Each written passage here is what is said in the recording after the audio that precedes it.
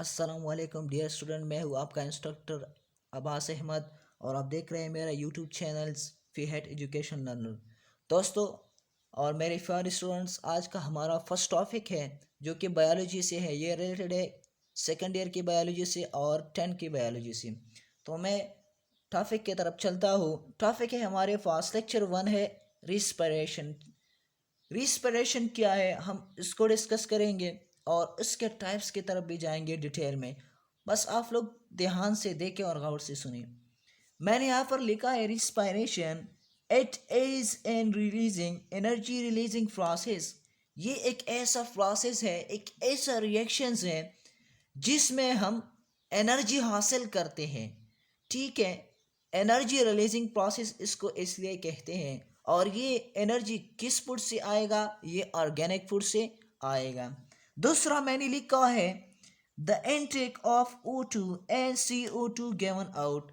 जब हम ऑक्सीजन को बॉडी के अंदर ले जाते हैं और कार्बन डाइऑक्साइड को बॉडी से बाहर ले जाते हैं, तो ऐसे प्रोसेस को भी मैं रिस्पायरेशन कहता हूँ।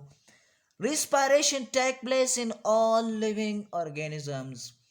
देखिए, रेस्पायरेशन जो है वो ऑल लिविंग ऑर्गेनिज्म में होगा। ठीक है, जब आप किसी ऑर्गेनिज्म पर, किसी चीज पर यह टाफा लगाए कि ये लिविंग ऑर्गेनिज्म है, मीन जिंदा जानदार है, चाहे वो माइक्रो ऑर्गेनिज्म हो, चाहे वो एनिमल हो, चाहे वो प्लांट हो, चाहे वो यूनिसेलर हो या मल्टीसेलर हो, बस सिर्फ ये हो कि वो लिविंग हो, जिंदा हो, तो वो लिविंग ऑर्गेनिज्म जो है मस्ट जरूर उसमें रिस्पायरेशन जो है वो होगा।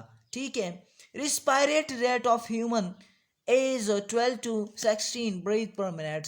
मैंने यहाँ जो है वो ह्यूमन को मेंशन किया है कि ह्यूमन जो है 1 मिनट्स में, जो एक हेल्थी ह्यूमन जो है वो 1 मिनट में 12 to 16 ब्रीथ करता है या लेता है। ठीक है, अब मैं उसके इम्पोर्टेंस की तरफ आता हूँ कि रिस्पायरेशन की इम्पोर्टेंस क्या है, क्यों ये हम इसको क्यों इम्पोर्टेंस देते हैं और ये हमारे लिए और दूसरे ऑर्गेनिजम्स के लिए क्यों इम्पोर्टेंट है।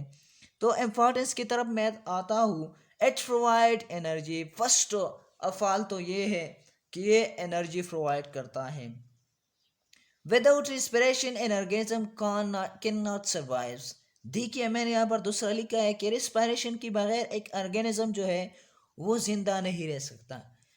देखिए, मैंने पहला लिखा कि ये एनर्जी रिलीजिंग प्रोसेस, ये डिफिनीशन में मैंने कहा था आपको। तो ये इम्पोर्टेंस हम उसको इसलिए देते हैं कि ऑर्गेनिजम्स को अपने वाइटल एक्टिविटीज़ के लिए, अपनी ज़िंदगी के कामों के लिए एनर्जी की ज़रूरत है।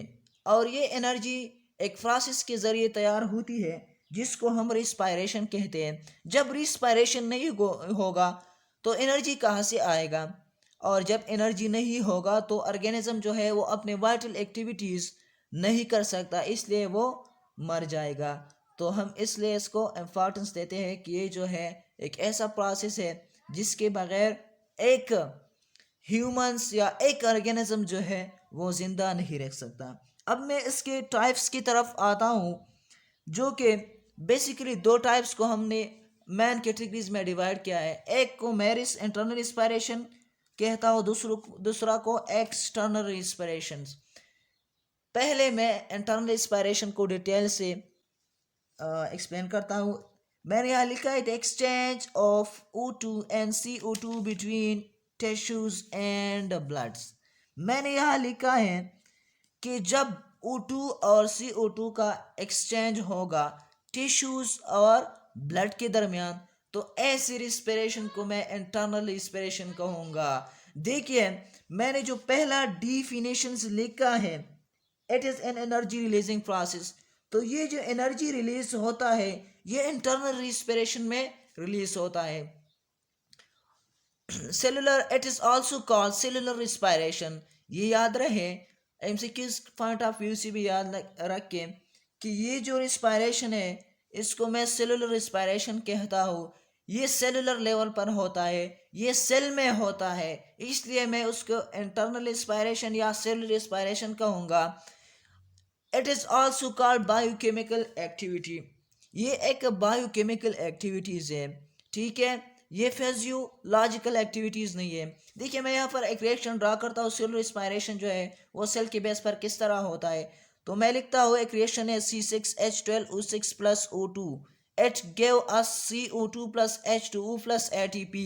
तो यहाँ पर जो मैंने ATP लिखा है, ठीक है, ये जो ATP है ये ऑर्गेनिज्म को जो है वो सरवाइव करता है, ठीक है, ऑर्गेनिज्म को इस एटीपी की ज़रूरत है। अब इसके फर्दर में टाइप्स जो है वो लिखता हूँ। एरोबिक रिस्पायरेशन मैंने लिखा है, ये भी इंटरनल रिस्पायरेशन या सेलुलर रिस्पायरेशन का एक टाइप है जो कि ऑक्सीजन की मौजूदगी में होता है। और इस एरोबिक रिस्पायरेशन में याद रहे 36 एटीपी जो है वो प्रोड्यूस होगा। दूसरा जो है वो एन एरोबिक रिस्पायरेशन है, एक ऐसा टाइप रिस्पायरेशन का ऐसा टाइप्स जो ऑक्सीजन की गैर मौजूदगी में एब्सेंस में होता है, ऐसे ऐसे रिस्पायरेशन को मैं एन एरोबिक रिस्पायरेशन कहूँगा। और इसमें जो है वो हमारे पास 2 एटीपी जो है वो प्रोड्यूस होगा। दूसरे टाइप की तरफ मैं आता हूँ, मैंने यहाँ लिखा है एक्सटर्नल रिस्पिरेशन, ठीक है। एक्सटर्नल रिस्पिरेशन क्या है? The exchange of O2 and CO2 between lungs and bloods. जब कार्बन डाइऑक्साइड या ऑक्सीजन का एक्सचेंज होगा, तबादला होगा लंग्स और ब्लड के दरमियान, तो ऐसी रिस्पिरेशन को मैं एक्सटर्नल रिस्पिरेशन कहूँगा। देखिए लंग्स यहाँ पर जो है अल्वियुलाई है, ठीक है, लंग्स भी है और अल्वियुलाइज भी आप कह सकते हैं। यहाँ पर अल्वियुलाइज और ब्लड के दरमियान जो होता है उसको हम एक्सटर्नल रिस्पिरेशन कहते हैं। ये बात याद रहे, मैट्रिक्स में जब 10th की बुक में हम एक्सटर्नल रिस्पायरेशन की बात करते हैं और 9th में हम इंटरनल रिस्पायरेशन को डिटेल में पढ़ चुके हैं। अब यहाँ पर सेकेंड ईयर में भी जो है वो एक्सटर्नल रिस्पायरेशन की हम बात करते हैं, इंटरनल रिस्पायरेशन को हम फर्स्ट ईयर में डिटेल में पढ़ चुके हैं, ठीक है। अब मैं इट इज़ ऑल्सो कॉल्ड, इसको ब्रीथिंग भी कहते हैं हम। एक्सटर्नल रिस्पिरेशन को हम क्या कहते हैं? ब्रीथिंग भी कहते हैं। और ये एक फिजियोलॉजिकल एक्टिविटीज़ है। क्या है? फिजियोलॉजिकल एक्टिविटीज़ है। अब मैं यहाँ पर मैंने जो टाइप्स इंटरनल रिस्पायरेशन की बयान की थी, अब मैं यहाँ पर एक्सटर्नल रिस्पायरेशन की फेजेस बयान करूँगा, ठीक है। इसके 2 फेजेस में अकर्स होता है। फर्स्ट नंबर हमारे पास है इंस्पिरेशन और इनहेलेशन। ये एक ऐसा प्रोसेस है जब हम ऑक्सीजन को बॉडी के अंदर ले जाते हैं, तो ऐसे प्रोसेस को हम इंस्पिरेशन और इनहेलेशन कहते हैं। और याद रहे ये जो है एक एक्टिव प्रोसेस है। एक्टिव प्रोसेस वो प्रोसेस होता है जिसको एनर्जी की ज़रूरत होती है, तो यहाँ पर भी एनर्जी की ज़रूरत होती है, इसलिए हम इसको एक्टिव प्रोसेस कहते हैं।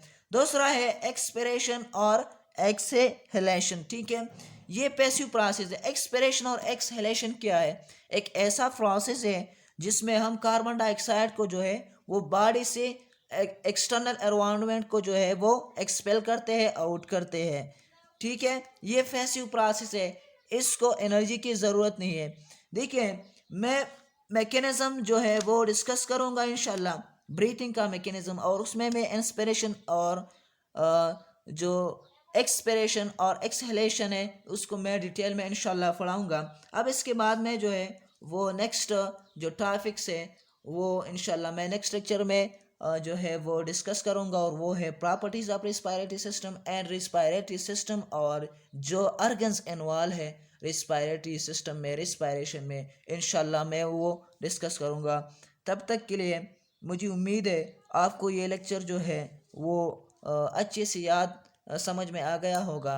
और एक रिक्वेस्ट है, अगर आप चैनल पर नए हैं तो प्लीज़ चैनल को ज़रूर सब्सक्राइब करें और बेल आइकन को भी प्रेस करें और ऑल नोटिफिकेशन पर क्लिक करें ताकि आपको मेरे न्यू वीडियोस बर वक्त पहुँचे।